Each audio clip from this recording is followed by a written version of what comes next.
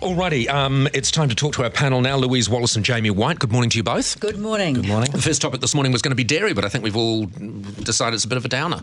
So we won't talk about dairy. It's not like we haven't talked about it enough already. Let's talk about Bob Jones's plane. Jamie, would you ever buy one of these? I mean, assuming you had enough money, and for heaven's sake, you might have. Who knows? No, I don't. I'm with Hillary on this one. I just don't think if you're going to buy a plane like that, you got to buy a proper one. I mean, Gulfstream. That seems to me. Got to be a Gulfstream. Yeah. I mean, just do it properly. Don't do it at all. So obviously, Louise, you're of the impression that this is just, if you can't afford a Gulfstream, you don't buy a Cessna. I reckon, yeah. That doesn't really appeal to me, I have to say. I agree with Hillary, the Toyota Corolla of planes, of private planes. Are you sure you guys are not just slipping to the whole tall poppy thing, which I particularly with Me? you, Jamie, I don't want to. Us? Well, I mean, it's nice, it's leather seats, it's all flash, I mean, not everyone So has wants... he just done this because he can, because he's saying, look what you did to me in New Zealand, and so he's gone and done this? I think the term is, actually, where's the jar? Shits and giggles, I think, I think that's the term. Thank you, Hillary. Actually, it's quite funny. I do actually like the fact that he has done the big sort of flip the bird, and that's bought right. it. I like that fact. Yeah, and maybe this is because he was thrown off the Air New Zealand flight and he thought, I can do an airline. Oh, that's right. I'm rich. I'll do my own bloody airline. Oh, God, swear Jones jar. Airways. All right, dressing appropriately for work. We're going to talk about this a little bit later. What's happened, of course, and you will have noticed this particularly, Louise, in the working environments that you've been in, whereas you've been sort of cosseted, Jamie, in I don't know, gilded halls of knowledge, where they all still wear, what do they wear, caftans? No, robes, gowns, that kind of robes thing. and gowns, yeah. But sort of wigs. in the sort of spheres that we operate in, Louise, the dress code now is almost out the door. I mean, you get a whole range. People that come in their gardening clothes, people that come in ball gowns. Do you think that it should be, some sort of code should be enforced? Is there a point at which clothing is just so totally unacceptable, someone should be taken aside? Oh, I absolutely think there is a point at that, especially in an environment, say, like this. Not in an environment where I work. If you're an actor or that sort of thing, you turn up.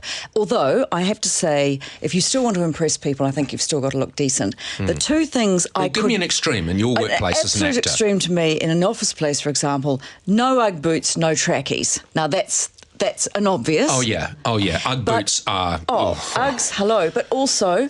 no boobs, I mean, no, low cleavage. Yeah. And I've seen that, actually, in this building, doing this show. Okay, name names. I don't know. It'll be one of the men.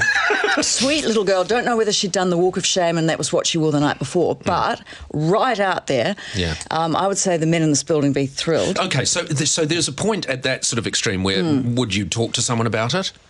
I mean, should a manager sort of call a person over and say, I think so. Yeah, well, yeah, but are you allowed these days? I don't know. Are you allowed to take somebody aside and say, hey? Sort of you would be, wouldn't you, Jamie? Well, look, I used to actually work as a management consultant, not just in the cosmetic halls, and there was an unfortunate German chap who worked in our office, and he had a habit of wearing... we'll call him. Well, actually, oddly enough, his name was Dr. Lucky. So terribly German. Well, it was Luca, but we all called him Dr. Lucky. Yeah. Dr. Lucky had the habit of wearing polyester shirts. Now, combined with his poor personal Constantly hygiene, electrocuting the himself. stench, it was extraordinary. And well, you have to say something with that. People felt, embarrassed to say, look, mate, you stink. And so they had a word with the head of HR, and she came in and she was very good at these kinds of things. And what did she say? She said, look, mate, you stink. And you need to stop wearing the polyester shirts and start showering. Shower in the morning and wear deodorant. Did it work? It did, and his career blossomed. Well, turning point for him.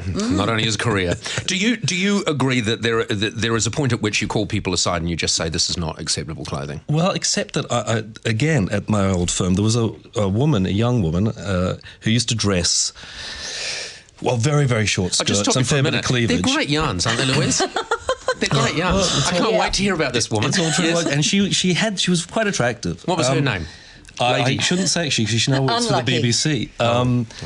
But I thought she had loose virtue, let's say. Anyway. Did you test that? No. You wanted but to, several didn't you? of my colleagues did. With great success. But anyway. She was the office bike, in other words.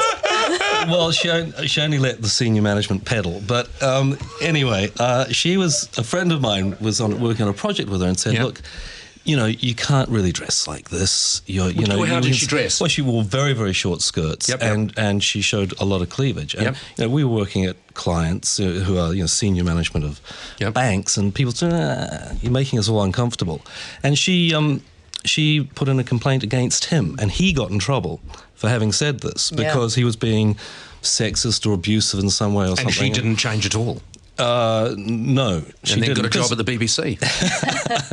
Just goes to show. But meanwhile, all top management was bonking her anyway. Not all. Not all. Okay. The lucky ones, yeah. Oh, God. Right, we'll be back with our panel and possibly a different topic. We might see if this one's got some more thrashing yet. It's 25 minutes past 8. Now that it's raining more than ever, know that we'll still have each other. You can stand under my umbrella. All right, great to have you with us. This is Paul Henry on a Thursday morning, 29 minutes past 8. Just a couple of time for a few quickies with our panel this morning, Louise Wallace and Jamie Whyte. Jamie, child abuse. So Amy Adams yesterday announcing a comprehensive review of family violence laws. We lead the OECD in family violence in New Zealand. It seems to me extraordinary that we are now just launching another discussion document.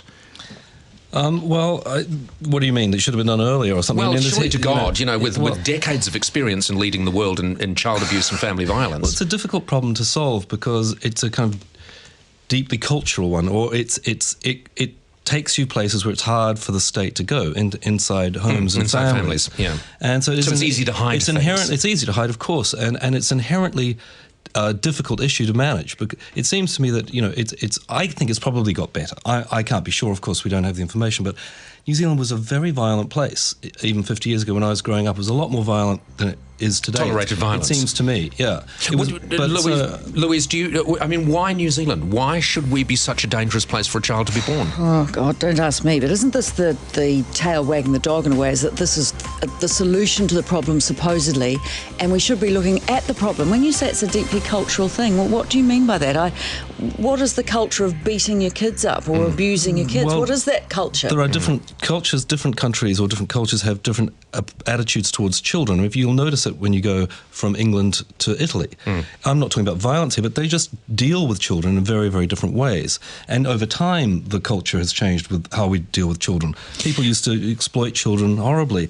Now we don't. And so that's what I mean by saying it's cultural. There are attitudes It is still extraordinary that a country like New Zealand should be so woefully represented in these statistics. Anyway, time is against us. I suppose that's one of the problems. We'll launch a discussion document. Louise Wallace, Jamie Whyte, thank you both very much for joining us. Fascinating stories this morning about inappropriate dress, Jamie.